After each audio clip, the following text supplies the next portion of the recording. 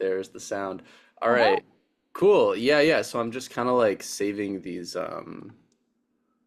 files now so that I can kind of Nice. pull them up. Yeah, how's it going? It's going. How are you? I'm pretty good. Yeah, I kind of took like a lot of time away from the kind of the music scene to like get a lot of other life stuff together, and now that stuff's like a lot more together, and so it's good. I have like a recording studio that's up and running now. That's actually I think pretty close to where you are if you're still in Ridgewood. Yeah, yeah. So yeah, so that's been really cool, and I'm starting to like book some shows with my band, and Hey. yeah, I just engineered a record by my friend Keenan, who's this incredible guitarist. And it was just like he just like showed up in the studio and played like 3.5 hours of like the craziest stuff like I've ever heard. That So rocks. I'm like, yeah, so I'm like pretty excited about that. Oh, Y- fun. yeah, and you just finished at the new school, right? Yeah, freshly graduated, which is nice. Yeah, that is really, really awesome. And you studied with Wendy Eisenberg, was that? Yeah. Yeah. Yeah, that's so awesome. Yeah, I went to NEC with Wendy. Oh, nice. So yeah, no, that's awesome. I would love to take lessons with Wendy. That sounds like an Yeah, amazing, they ama rock. They really yeah, rock. yeah, cool. All right. So yeah, so I've just got everything pulled up. Nice. Cool. All right. Yeah. So what's going on with this piece? Like, yeah, tell me about, or, either the music so that I have some idea of what we're getting into, or Sure. how engraving is going, or what your experiences are like with engraving, and yeah. Yeah, yeah, this is, do you know Dice Trio by any chance? The name sounds kind of familiar. Who's in the trio? They, I think, are all MSM grads now. Okay. But it's Sam Friedman on trumpet, Grace Presley on soprano saxophone, and Addie, I think her last name is DeBella on flute. Okay. Yeah, I don't know them, but that's cool. It's cool to hear Yeah, about. I Yeah, met get them. new Do you know, people. do you know Splice? Oh yeah, yeah. Yeah, I met them at Splice 2 years, 1 year ago? I think a year ago. But they're working on this big like what exactly would I call it? They're just like commissioning a bunch of people that are also in ensembles. So I think the vibe is like each composer writes four dice and then the ensemble that they're part of. And then they're gonna do like big recording day. They're gonna have, I think, like, I don't know, like 8 pieces to learn for this day in October. So that'll be fun for them. And then I think there's gonna be a show that I think is intended to be almost like a release party show, but that will be like I think like February. So we've got some time, which is nice. Uh, Yeah. but yeah, I wanted to give them something that was a little more like plug and play than the sort of stuff that the vibe I've been on is kind of like, oh, we're gonna talk about this a lot, like I'm gonna see you guys a lot. So engraving usually is kind of like a secondary concern in a lot of ways, but because I know they're going to have a lot of shit to work on, I want to give them something a little more concrete that they can like really not need to chat with me a ton about when they're rehearsing. Yeah. Um, but yeah, I've been wanting to do more. I have a couple pieces that are kind of like this text rhythm sort of thing. But usually again, it's like some group that I'm like leading in some capacity, so it can kind of just be communicated on the day of or like that sort of thing. So it's been interesting to try and put it in a little more like formalized visual version. And pretty much what I am thinking about, or like the thing that I think I need to make a decision about is whether I just kind of keep this as a handwritten thing and just commit to that Hmm. or try and like I've used Finale a bit and like done the like wackifying of Finale as needed, but it definitely is like that can be a little laborious and I'm Yeah. wondering if it's worth it in this Right. situation or not. So that's what's really up in the air for me right now about this specific thing. Yeah. Cool. Yeah. Well, I mean, it's awesome. like it's awesome that you're really doing this. And I mean, I can see just from the attention to detail in the material here that I mean, you're pretty deep into this. And if you're like going to splice and stuff, you're like really doing the composerly thing, which is awesome. It's like it's cool to meet people kind of through like just the New York scene who are like really who really care about being, composers in this way. And it's cool. I didn't realize totally that this is like I didn't know that much about what you do. So it's cool. It's like cuz like it's a part of me that I haven't gotten to like engage with quite as much in the last few years, but like I love it. And so it's yeah, I don't know. So it's just really cool to see that. So I guess I definitely have a few immediate thoughts like about the handwritten notation versus the engraved notation thing. Totally. And so something that do you know Carrie Fry? She's a violist. That name sounds familiar, but I don't Yeah, think we yeah. have anything like that. Yeah. Okay, yeah, she's like New York based. I guess she's like a little bit less like going to shows and stuff at this point in her life. 'Cause I think she's like in her 30s and is like really good and just kind of does what she wants, which Yeah. is cool. But she said something to me recently over like an Instagram message, which is like notation is a love letter to your performers. And the standards like so that's like one thing, and so it's really cool that you care about that, and that's a really good mindset to be going in with, especially if you're like you met these people through Splice and stuff where like in the more kind of academic zone obviously there's like more there are different standards around like what scores are supposed to look like. Totally. Yeah, and then it's also just like I mean you might already know this and I'm just kind of getting some like basic thoughts out there. It's really funny how like rigor in notation um is kind of very like socially situated too. So like by that I mean at one point I was experimenting with this sort of group of like jazz and new music performers, and I used the same, I was like I'd worked with some people who had read my actual, the fancy notated scores that you've seen, Mhm. or that I sent some excerpts from. And the new music composers, one in particular who was a friend who came in expecting that, was like appalled by the fact that I was using like a handwritten score. And meanwhile, some of my friends who were like jazz musicians, I feel like it's fine if I say names. Like David Merarkey was like, if you know David at all, he's Mm-mm. awesome. Yeah, he's great. He's like done stuff at the Stone and like has like records out and like also plays in like a band called Party Girl.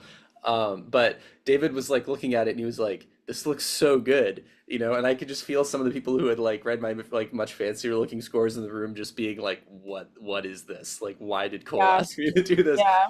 And so anyway, it's just really funny how relative all of it is. So there's another again, I'm just throwing this all out there, and you've probably heard a lot of this already, but like there's also like a John Cage quote where he's like you only need to write things down if you're not writing for your friends, you know? Mhm. Which yeah, so anyway, so it's like yeah, I don't know. Thanks for letting me just like nerd out about the whole about this Oh, stuff because totally. Yeah. yeah, okay, so maybe if we could like maybe if you could like talk me through what you have notated, that would be really Yeah. awesome. And then I have one other I guess one other question before we really get into that, which is like if you're thinking about structuring it, or I guess I'm curious about whether you feel like what you have written is the final way that you would want to notate it, like other than putting it into a computer, or whether you feel like there's more structuring that you'd want to do.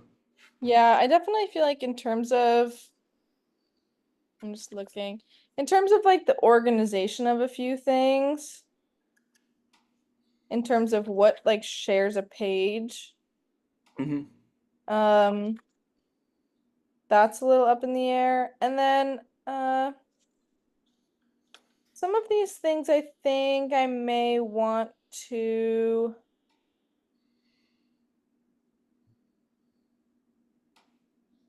well, okay, a few things are contingent on like I think I will probably kind of like mock this up in like Ableton or something and see how long it is. Hmm. And then depending on how listening back to that goes, I may want to just like extend time-wise a few of these things. But I think generally the like building blocks of what is here is kind of settled. It's just a question of like extension or development.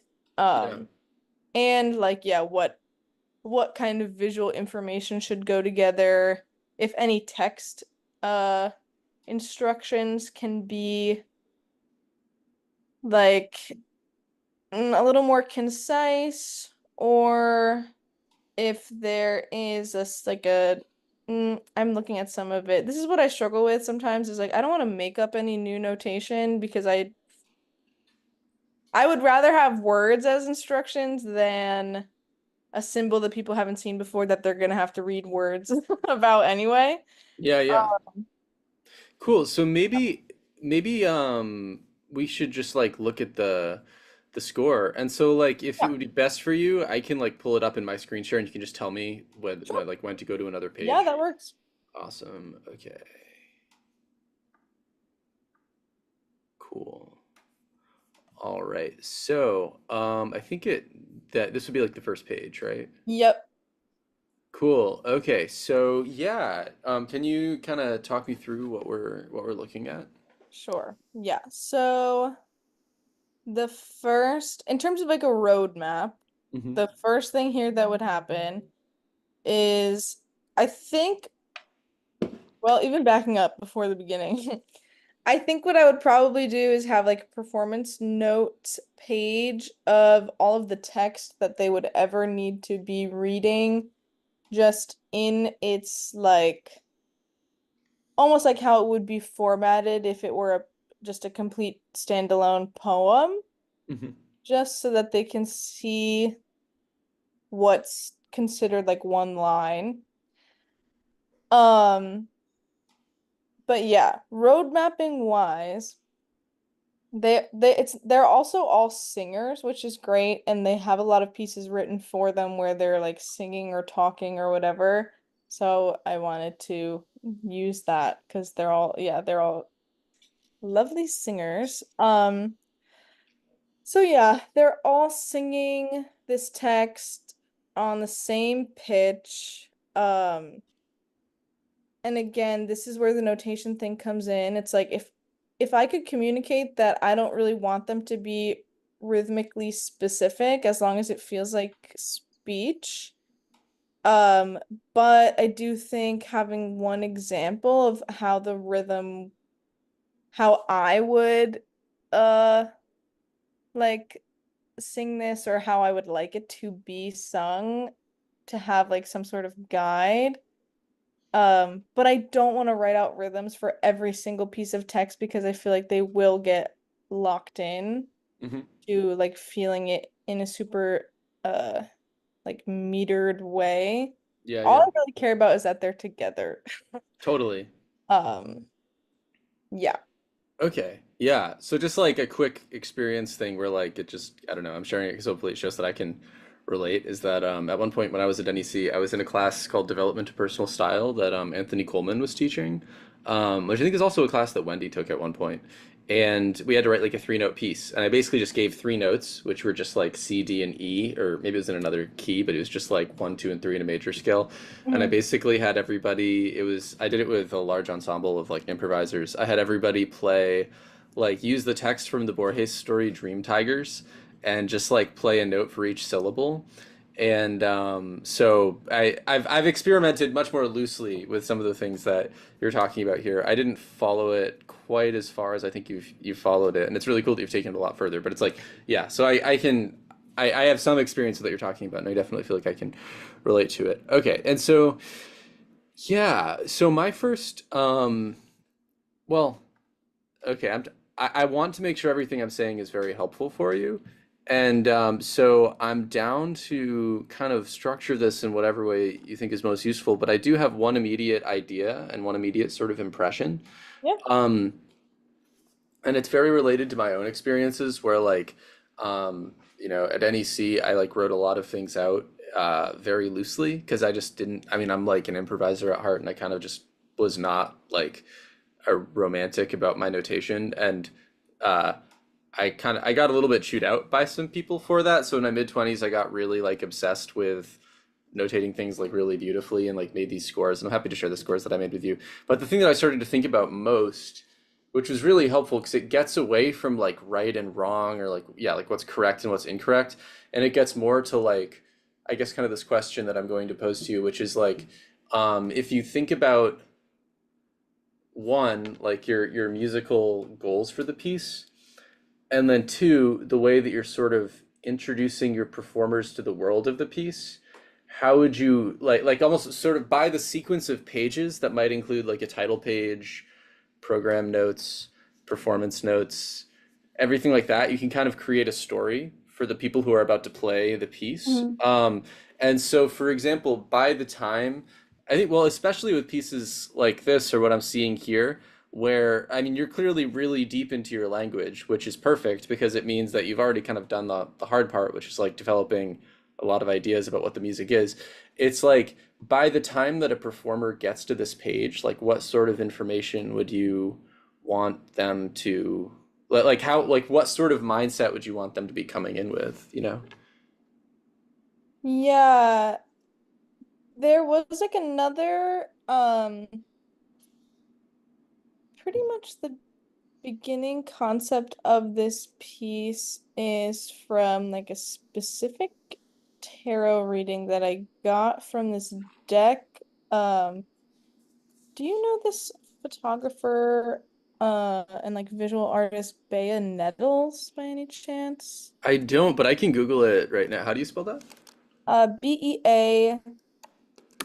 Bea and then Nettles Nettles.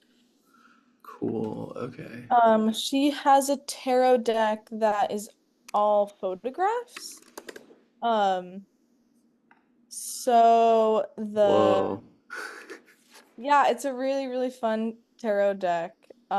I think it's called something like Yeah, yeah, Mountain. Mountain Dream Tarot. Yeah, it came Yeah. up. Yeah, it's all these images of like people in the woods and like I don't know. It has a very like specific visual vibe. So there's a version, like a draft version of this piece that was going to be separated into each of the three cards that I was looking at. And I was thinking if I wanted to even include the photographs, which honestly I may even do, just like put up images of the cards on like my notes page just for some like visual information. Vibe wise, and hope that I don't have any copyright problems if anyone else ever wants to play this or care Right. to see it. I think just jumping in on that really quick, I think so long as you're not like selling the score, it's Yeah, probably not a big deal. I feel like yeah, it's especially at the age that like you're you know you're what like 25 or something like you're yeah. I don't I'm think you're gonna not. get sued. Like just I'd probably just don't like post pictures of the tarot deck cards that you're using and then be like I'm selling this using this like Yeah, so long as you're not not like being particularly pressed about it. yeah totally like so long as you're not being kind of like really over the top about it I think you're totally fine. I think that that's Yeah. really cool to try like including that stuff. Um yeah, okay. And so what I'm wondering is like, so, or also if you have more to say, you can go ahead. I don't mean to jump in. Oh, do I? Oh, pretty much just that one of the themes of the reading was like kind of bookended with like mm, really repetitive negative thoughts being the like past sort of thing, and then the future thing being like um a lot of like reflection and introspection that can fork into just going back into being repetitive negative thoughts, or like um these like reoccurring thoughts that are like pleasurable and nice to have, like still being repeated, but with a different kind of weight to them. Yeah, okay, that makes a lot of sense. Okay. I feel like the ground that we're covering in this conversation right now is kind of just like getting a lot of information ideas like into the out into the conversation, which is really helpful because I mean it just tells me a lot more about the piece and like the world of the piece. Um, yeah. So yeah, I guess with this in mind, could you kind of like walk me through, like in order, everything that's going on in the piece? Yeah. So this is typically how I work is in these kind of like ordered blocks. So you'll Mhm. maybe notice that sometimes I have a little bit of a hard time managing transitions between things, but that's like another that's a lifelong problem. Um, so yeah, first thing they do is go through, so there are two poems, like blocks of text or whatever, that have roughly the same cadence but a little bit different content. So the first half is this first version, the second half is the second version. They'll go Cool. through the whole chunk of text, which is just this first written out thing. They'll sing that all together. Cool. And just to be super clear, can you tell me where that ends? Like, does that end on this page or is that on another page? Let's look. Um, yeah, the new text comes in on what should be the third page that I hope is the third page for, yeah. The Yeah. new text is that bottom right. Okay, so I'm just moving everything around so that like the pages are in the order there, because right now they're in like reverse order. So to Yeah. be clear, this is page one, and then this is page two, Yep. and then this is page three, Yeah. and then this is page four. Yep. Okay, cool. Awesome. Okay, so we've got this is the first block. Can you just or this is the beginning of the first block, then there's another block of text. Can you walk me through exactly like what happens here? So like for one thing, we're reading from top to bottom and reading from left to right. Yep. Okay, cool. That's good to know. Yeah. I even like to make it look like systems, I would put I think I can do this. I would like put a line here Oh, and cool. a Okay. line here.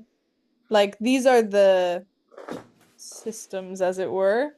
Yeah. Um, so yeah, the first chunk is they all sing through it together. Hmm. Then they'll start rhythmically together in this first cluster of pitches, and it'll just always be trumpet on the bottom, flute on the top. And as they go from cluster one to four, Yeah, okay, it's wait, and I have two other questions here. Okay, wait, yeah. and cluster four would be on the next page. Cluster four is that numbered four here. I think I can. Oh, over here. Okay, it's like from left to right in the second, kind of like Yeah, second so system. can you see my mouse now? I cannot. I can see the lines that you're drawing though. Oh. Um, But okay, I have a couple really quick questions. yeah, So is and I guess I'll just call these systems like one, two, and three, just because yeah, they're like laid out left to right, stacked. Okay, so in the first system, is this only played once or is this repeating? just once. Okay, cool. And so then we start to get into these different like kind of repeated things. Right. Okay, cool. Sweet. Um, Perfect. Okay, cool. So then tell me, um, okay, sung unison. Okay, cool. I'm just getting all this information. Sung unison. Okay, played, begin unison, cluster. This is cool. Side note, just like, yeah, this is really cool.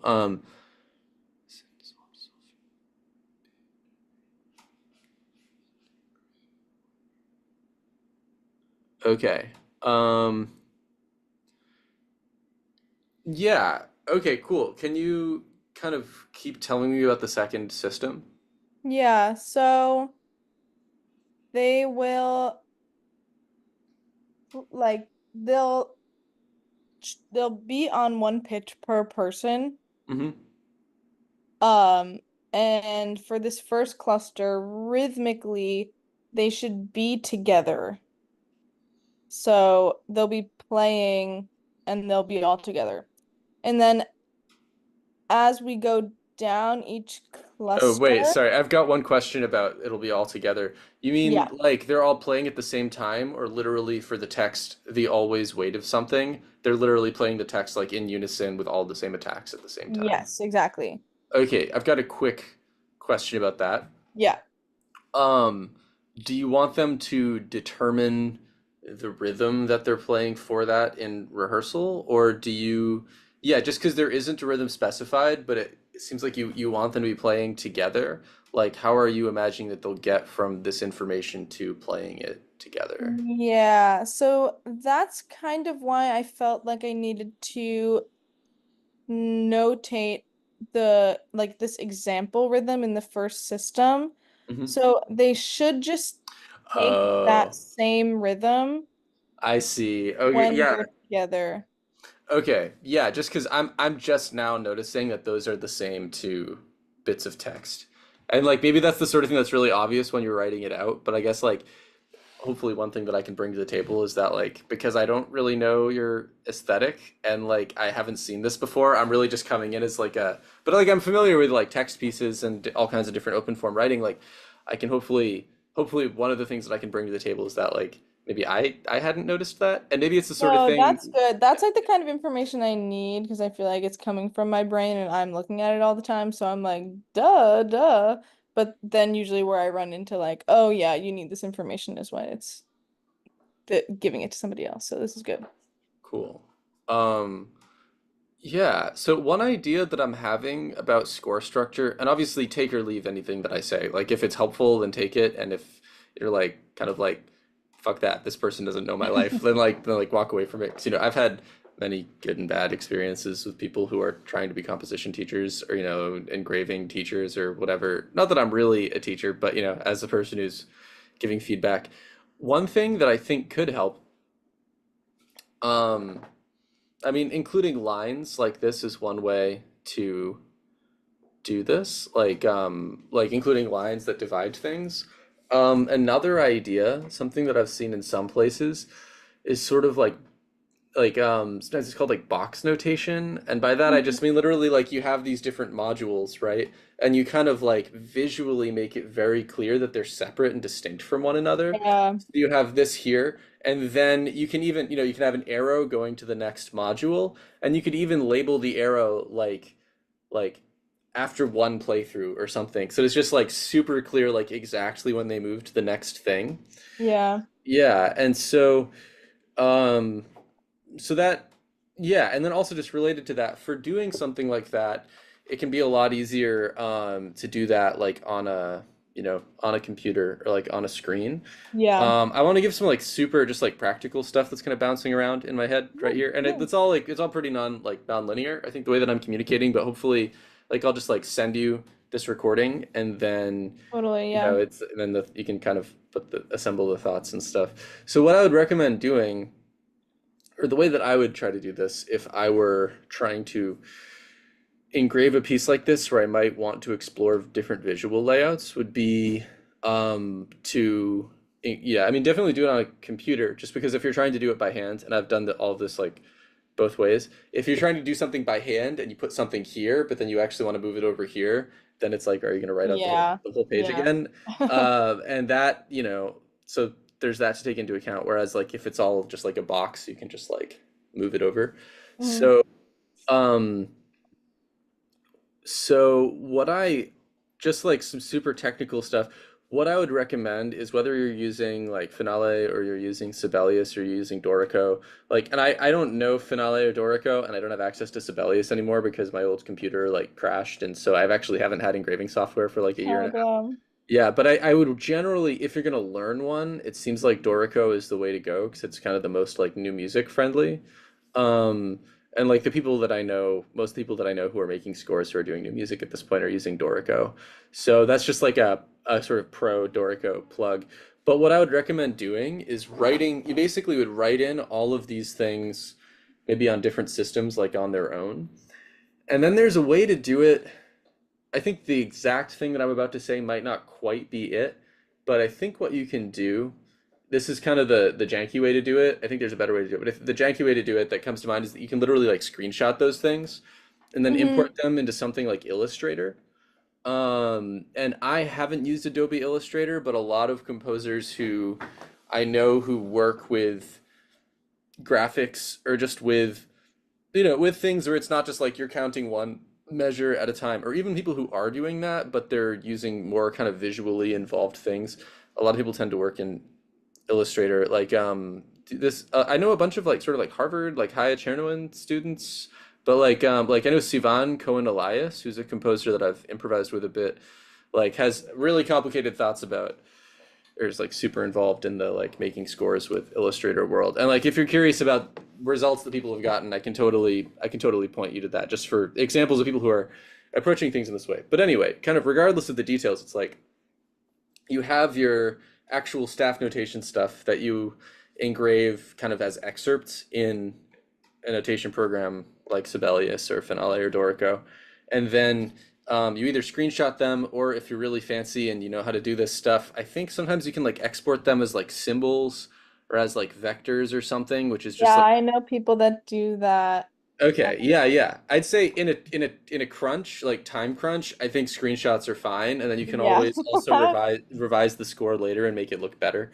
But you do that, and then you can include whatever text information you want, like sung unison, and you can actually, besides maybe the quarter equals 60, like unless you have like a quarter note font where you can like input that symbol elsewhere, like you can put all this text in Illustrator so you can move everything around very easily. Yeah. And then what comes to mind, because the piece really is played linearly, like there's some like circularity within modules, but it's like one module follows another, Right. is that you can arrange the modules. And I mean, you can't have it be left right, you can have it be top down.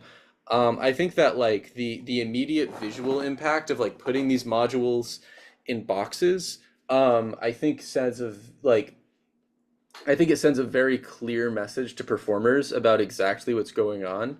And I think there are a lot of other ways that you could proceed, but I think that the sort of striking like visual immediacy of that could be really clarifying and save some time. And I, Mm-hmm. like, with all of this stuff, there are many ways to do it that would all work well and would all be really cool. But that's like my first thought.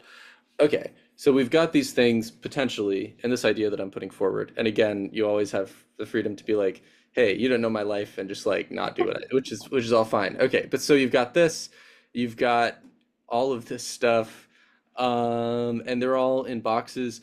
I think this might be redundant and it's always worth getting multiple opinions. But like if if you're worried about it not occurring to the performers, like it didn't occur to me, that the text and the rhythms that are already that are given up here are the same as the text that's down here.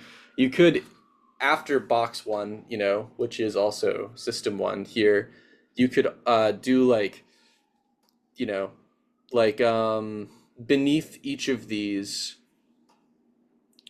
one, two, three, four, you could just include like a screenshot of the measure from the first section in like in parentheses or something, so that it's all like Yeah. super clearly visually laid out. And then, um, yeah, and then I have another question. I feel like I'm kind of getting way up in like your business and like making a lot of decisions Oh, here that, okay. but You're fine. yeah, but so when you say taking interpretive liberties over time, Mhm. this gets more into a sort of compositional question, but I think there's a there's a point that I want to get at that could like maybe it's not an issue at all, and it could also potentially be very helpful, which is why I'm bringing it up. So when you say taking interpretive liberties over time, I'm kind of wondering about because like well, I'll finish this sentence and then it'll make sense when I say the next sentence. I'm Mhm. wondering about sort of the tradition of open form composing that you're thinking about. And like for example, something like in like an Anthony Braxton chart where he says take interpretive liberties, especially in the early stuff, he was writing for people who were improvisers who had like very, very, very highly developed personalities musically. And so the performers are also improvisers, and they're really like if he's writing for Wadada Leo Smith, then like Wadada Leo Smith's gonna like play a bunch of stuff that's very Wadada Leo Smith. And it still makes sense in the form that Braxton's created, but it's like there's really a lot of personality that's coming in there. And so that also means that that sort of music sounds best when it's played by people who have very strong personalities. And so just like for example, it wasn't bad, but like I saw a performance of a bunch of Braxton pieces by like International Contemporary Ensemble a few years ago, and Mhm. they were very well equipped contemporary musicians who like can improvise, but their personalities are like in the way that a new music performer has to sort of like mute their personality in order to like execute a score. Mm-hmm. I didn't I had the sense that the people were competent improvisers and that they knew their instruments and they had some sense of how improvising was working, but they didn't like I think the only person that I saw playing with them where I really felt like she had a strong personality was Leslie Mock, who's Mm-hmm. usually an improviser, but was playing that gig specifically with International Contemporary Ensemble.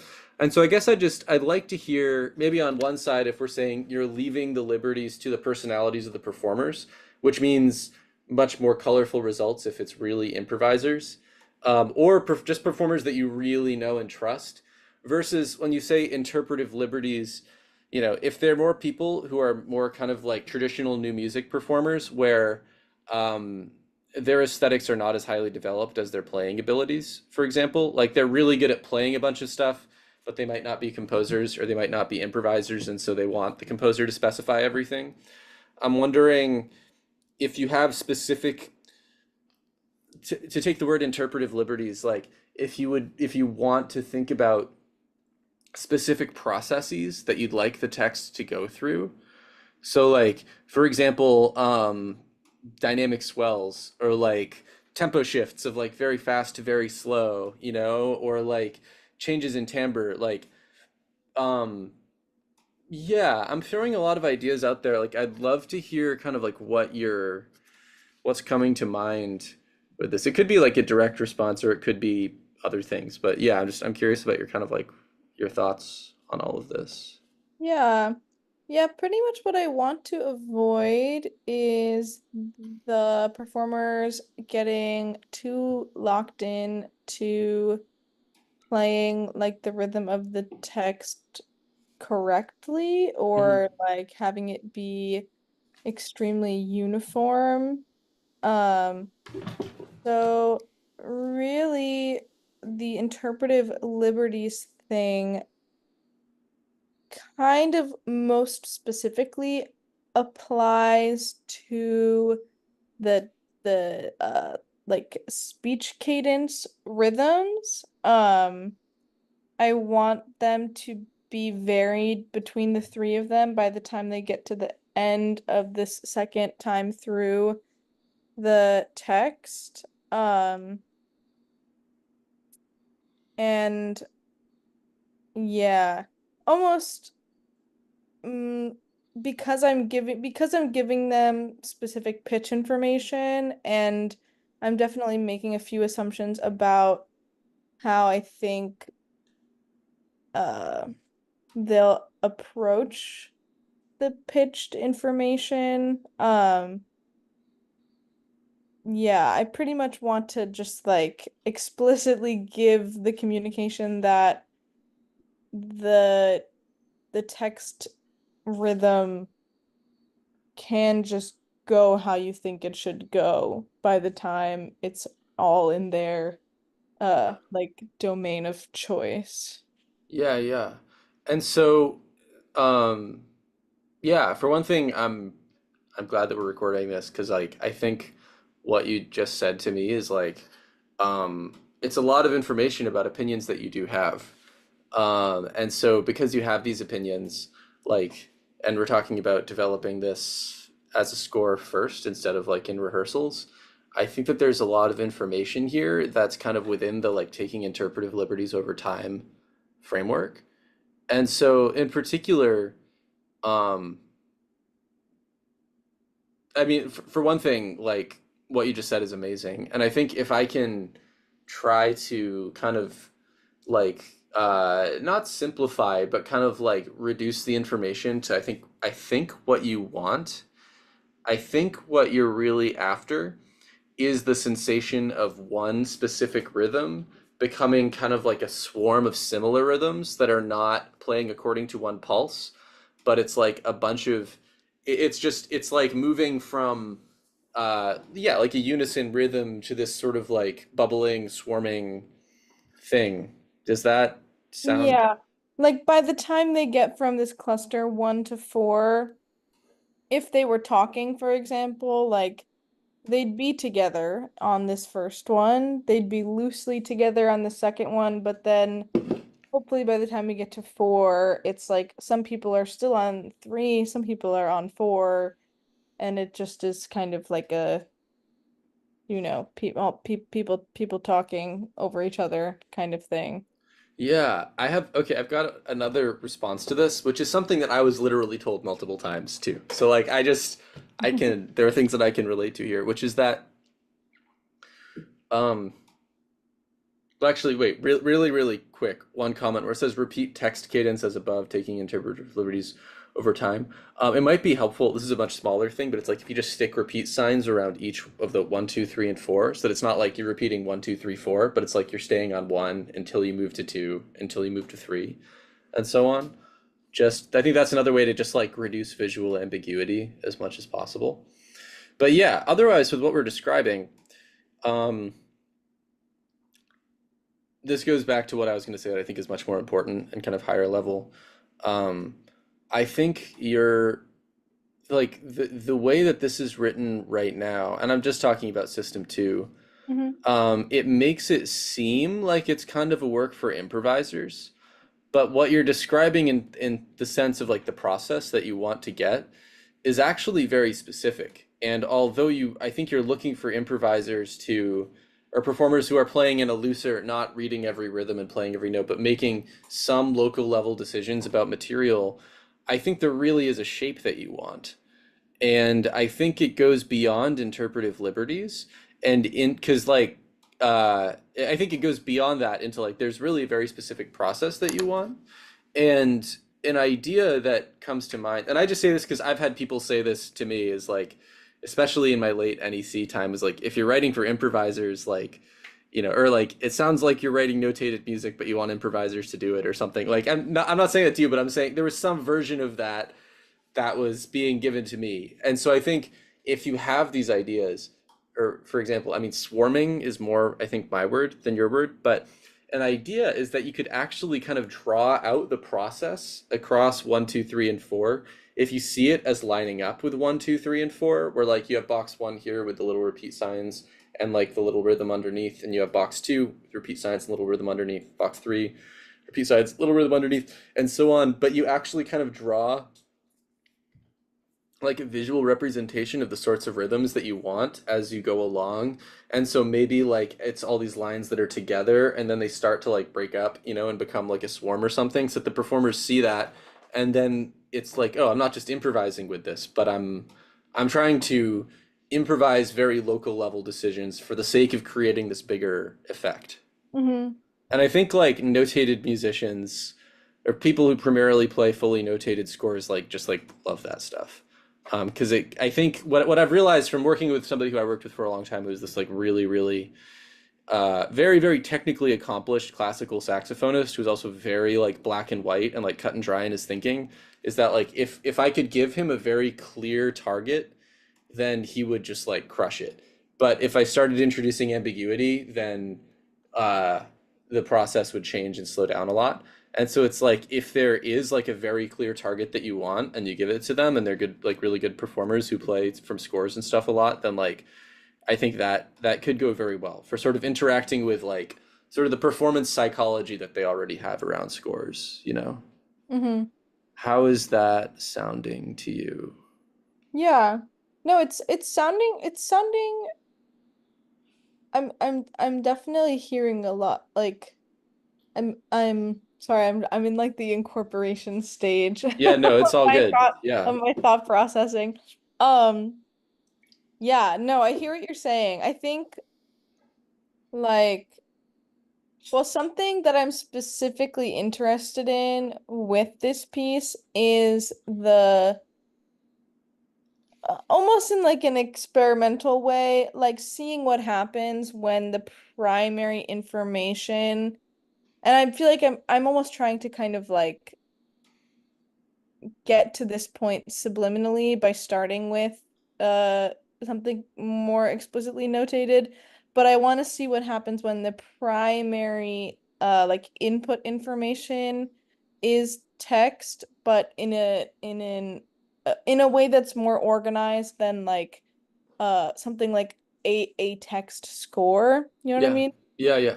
Um So, and I do like generally I do trust this trio as improvisers, but I do think it would be even just for the sake of rehearsing and like really getting to the core of stuff more quickly, I think it's helpful, or it would be helpful, and I'm hearing this back from you now, to give as much give as much uh of a picture of what I'm actually looking for, getting really clear on that versus what specific choices I want to leave in their arena. Yeah. But yeah. So maybe this even would be a good time to get because I think what uh some of this like text information stuff, it's a little bit heavier on the maybe the second and third pages and the Oh fourth. yeah. Yeah. But yeah. Oh, I had a thought, but I've lost it. But yeah. Cool. Okay. Well, this makes a lot of sense, and I feel like um yeah, I want to talk about the other pages, or at least like the second page, like while we're talking. It feels like, correct me if I'm wrong, but it feels like kind of what I'm touching on with these systems, and like what you were saying about like figuring out what you really care strongly about fixing and exactly what you want to leave open, and then doing things specifically with text. It feels like, and the way you're talking about with it, it's working almost like subliminally. Like if I'm trying to think about how to put this, it feels like this is the core of like the questions that you're asking with this piece, and like, or not necessarily about music, but about your own practice or the ways that you're trying to challenge yourself.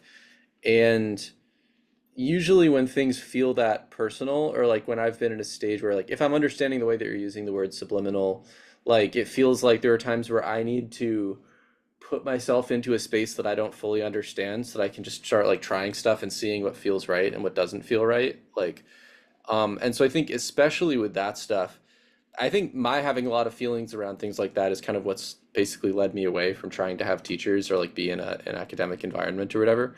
And so I'd say that like just whenever I'm approaching things like that, whenever I have students that are approaching spaces like that, I think something that can be really good is like documenting your thoughts. And so it could even be um, like if you were to take a bunch of voice memos where like I don't know, caffeine is like a big part of my process. Like it sounds silly and it Mhm. is silly, but it's also like it's also real where there's like some time usually in the like morning where I'll just like drink a bunch of coffee and think about something and start writing ideas down or whatever.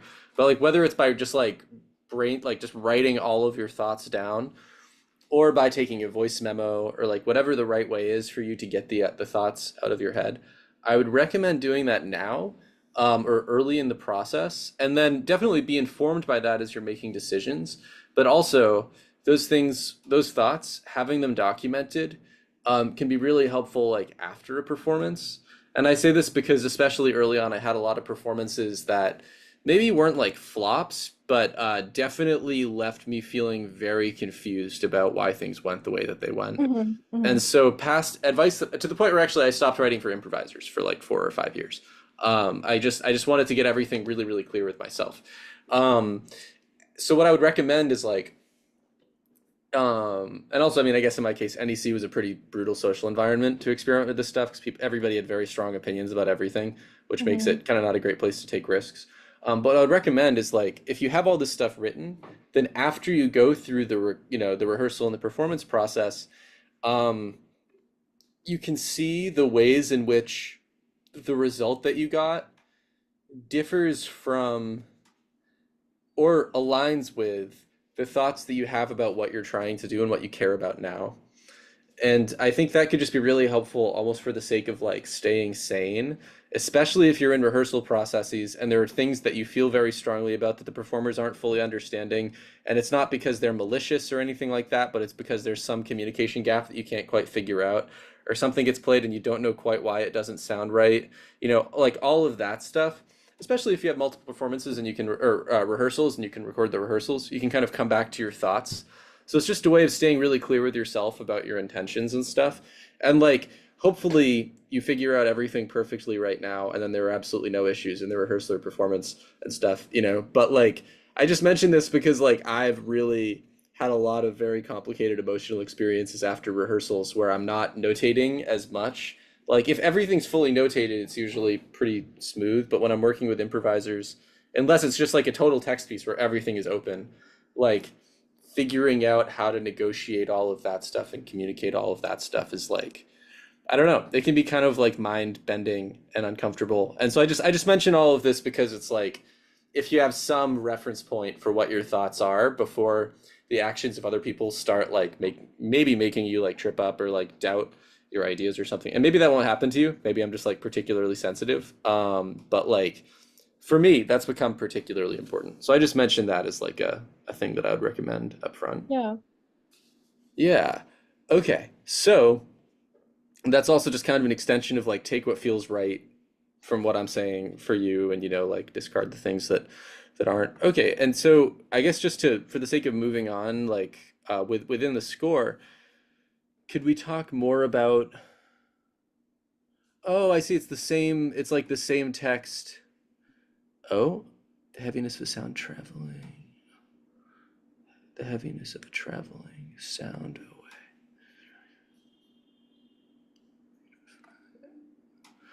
Oh, okay. So it's really just like the one stanza keeps repeating. Yeah. Okay, cool. Can you talk me through what you want to get out of the second page, like in terms of the sounds that you're imagining?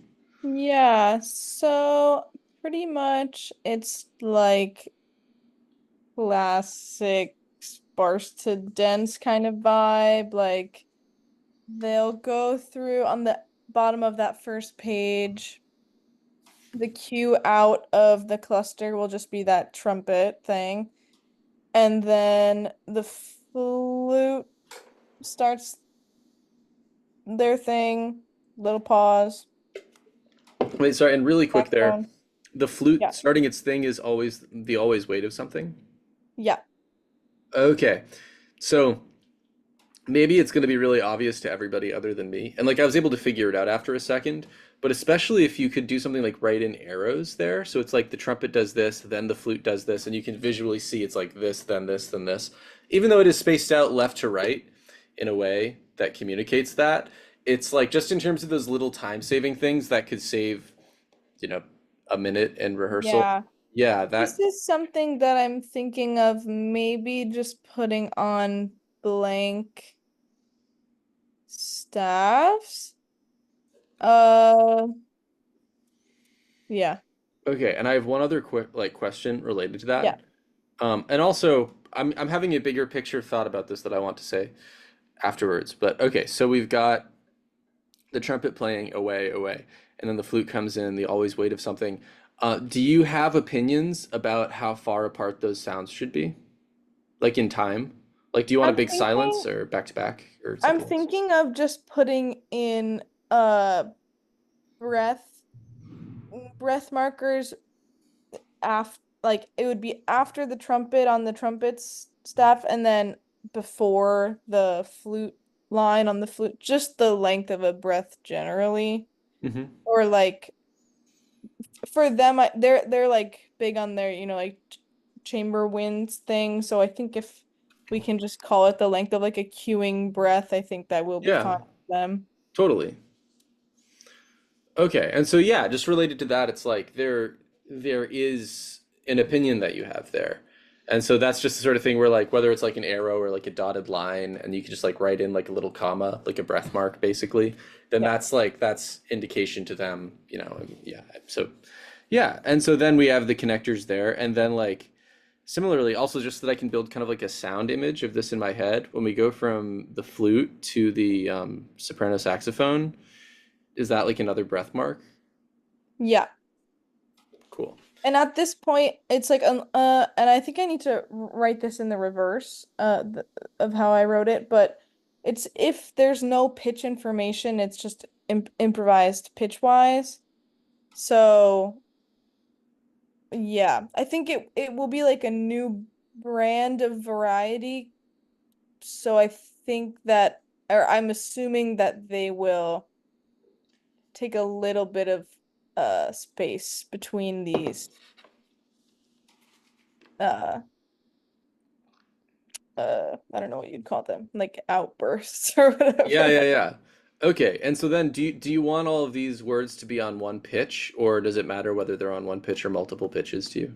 It does not matter. I guess I can write this in, but I'm assuming that they will choose like not all the same pitch most of the time for Cool. the.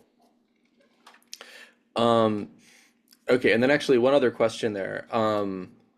Do you have any thoughts, and this could be specific to this material or it could be across the whole piece, about um like as far as associations with the history of people working with pitch, like atonal things, tonal things, like do you have some general sense that, for example, you want this, the pitches that they're working with to sound like Boulez or like Mozart or whatever, or like, you know, like Beyonce or something. Just like, like do you have some idea about a general pitch world that you want from this?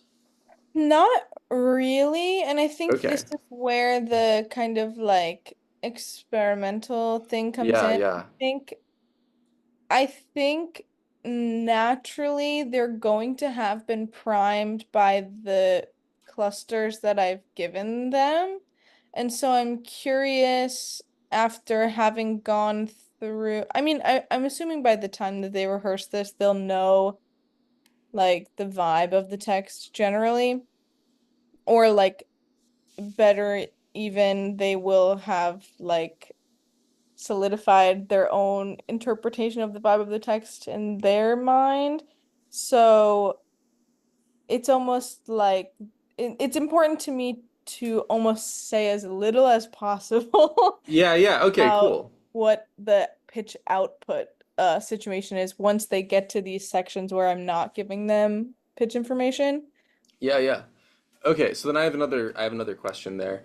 Also, I probably got like 15 more minutes or so. Yeah, So that's fine. cool. Awesome. Okay, so one thing is a response to what we're talking about right now, and then there's a bigger picture thing that I want to get into. Okay, so let's say that a performer asks you exactly what I just asked you. Hmm. Um, And the not like the wanting to leave it open is totally fine. Like, and also I just for the way that I'm trying to weigh in here, like I'm totally down with the experimental tradition and all the different experimental traditions and like I'm totally on board with like all the aesthetic stuff you're doing. And so not having, not wanting to specify that is totally fine. I'm wondering, um, is there something that you would want to include in the score, maybe in the opening comments or like in a performance notes section, where you kind of get this out of the way, and then if they ask you, then that's a sign that maybe they didn't look at the performance notes or something, where you can specify like, you know, pitch is really left open or something like that when it's unless it's specified, because otherwise like you just might get this question in rehearsal, and maybe getting the question in rehearsal is fine, but for the sake of the goal of having the score kind of stand on its own, I would wonder, yeah. Yeah. Yeah, I think if anything, it would live in a performance notes sort of place. And I'm just thinking now, yeah, I think the only thing I think that would be important to me to convey would just be that it's more important to reflect the cadence the of these lines of text like speech. Hmm. So unless you're thinking of your speech as like particularly melodic, which is also an option, certainly. I don't, I don't know. I guess I could just say like do not worry about melody or whatever, or even like cohesion in lines beyond making them almost like mimic how you would say this or sing this. Hmm. Cool. Um, yeah. Well, related to the whole performance notes thing, like just another kind of side comment is that like I was really for a while I was pretty intimidated or like stressed out by the idea of making performance notes. And then, and that was like in undergrad. And then I kind of got really, really into it on the flip side. And I think I felt very intimidated by some scores that had like really meticulous performance notes. There's like pages and pages of Hmm. information about every technique or whatever. But I've started to realize that performance notes are actually awesome because it's a chance for you to just say whatever you want to say to performers before they see the score, you Yeah, know? And so if you were to basically share that exact idea, I think that would help performers really get in the space, like the mindset to play the piece. And yeah, also, I mean, I think what you're saying is super clear and it totally makes sense. And I think, yeah, I think that that could be really great. So I just like I want to mention my, my support of totally. that thing. Yeah, so something that's related to all of this that like is a little bit bigger picture, is that, and if yeah, I mean, definitely correct me if you're wrong, but it seems like, or if I'm wrong, but like it seems like a big part of this piece is really higher level. It seems like it's maybe less about the specific sounds and rhythms and pitches and really more of like an investigation into how um, performers relate to the possibilities of text creating rhythm.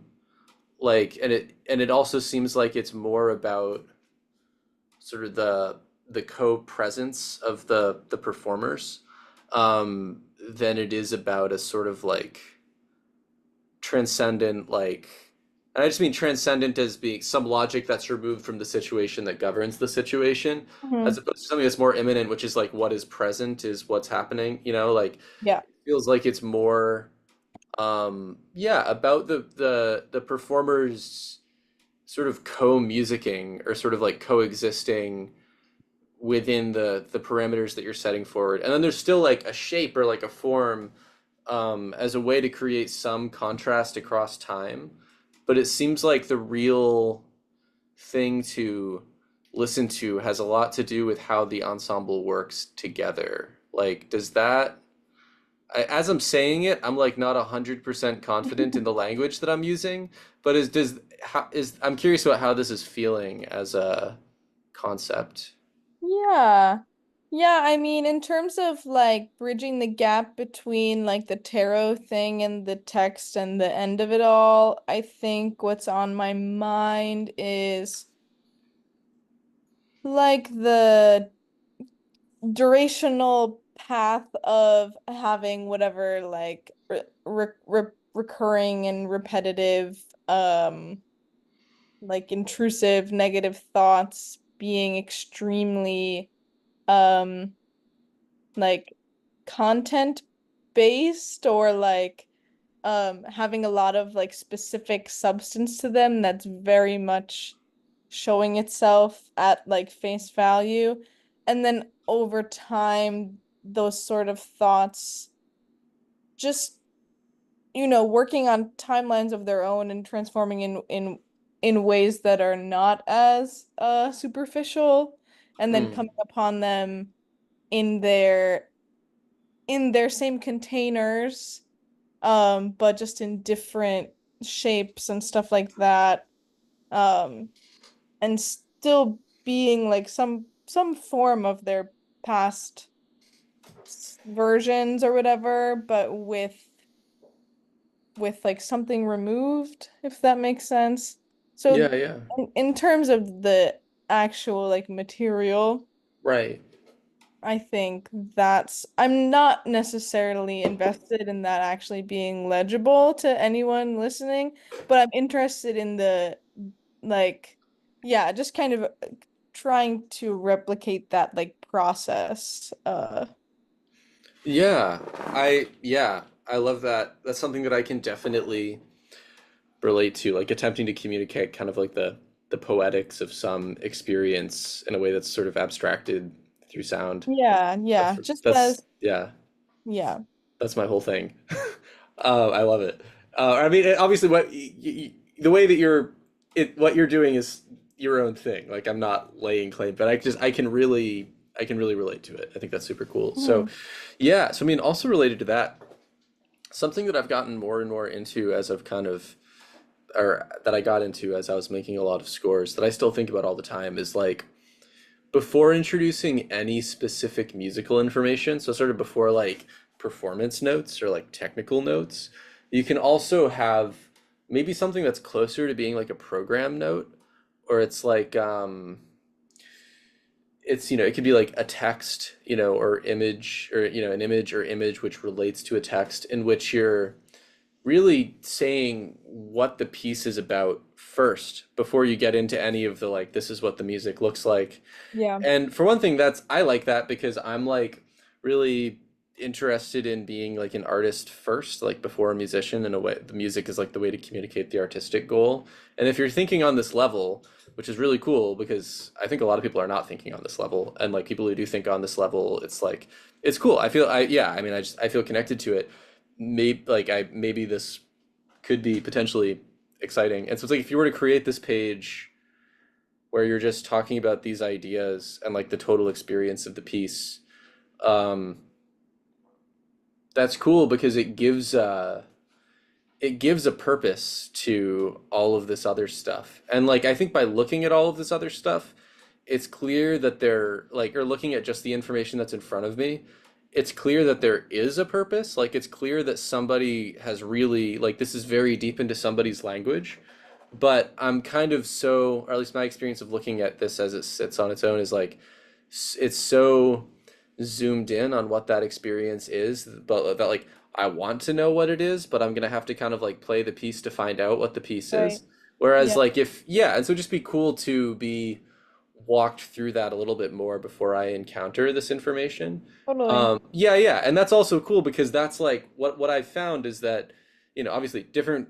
It's cool that you're close with these performers, and I've found different performers like different things, but the people that I've met who are like really like my people like years later tend to be people who read that page and really were like, oh, I love this, And then there are all also like also other people who are like, I'm just playing this gig, like I just show me the rhythms or whatever. But those handful of people that see that and really connect with that, like what they're doing is really connecting with like your artistic vision, and then they're probably gonna want to like hang out and like learn more about it and like work together more. And so it's also just a cool way to make friends.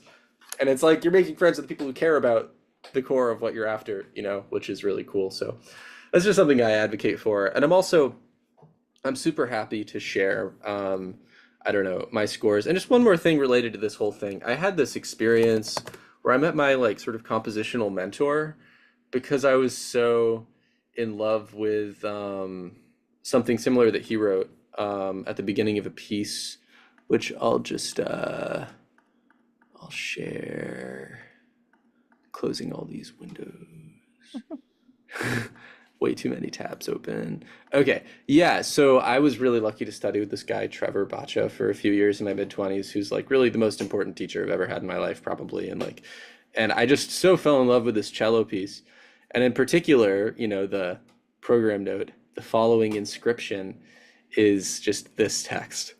And Mm, then it's this like 24, 25 minute cello piece where most of the piece is just like bow motion on an open string, and at like mm, two points the left hand comes in and changes what like the fundamental is, so it goes from being like A or whatever to like B flat for a while, but it's just so about like the spectrum that's being activated on the string by different placements of the bow. mhm. And it's like this very specific technical thing, but this inscription is so like emotional and beautiful, and it's like this piece is about interwoven dreams and the ways that the act of dreaming overcomes the content of the dreams we forget and also the ones we remember. And I like saw that, and then I like listened to the piece and I was like oh my god, like this is really cool. So just like that level of like creating something that people will still love and talk about years later is totally possible through all of this stuff. And I just mentioned that because it's like it's led to me making friends, like with people Mhm. that want to work with me. So it's a really cool thing to consider, or at least it's worked. It's gotten really cool results for me. So Cool. Yeah, these are a bunch of ideas. I hope this is helpful. I'm definitely not trying to just like Totally. show up and tell you what to do or anything. No, no, I really appreciate you taking the time. This was super helpful. Even just to get more eyes on it, I feel like has been so helpful. Cool. Cool. Well, yeah, I can like send you this recording. And also like I'm in my studio pretty often, which is like on Decatur Street, in Oh, Ridgeway. So nice. Yeah, that is probably so close to me.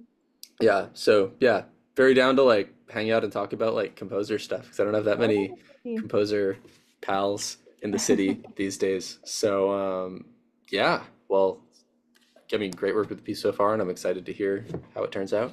Yeah, thank you. Yeah, Woohoo.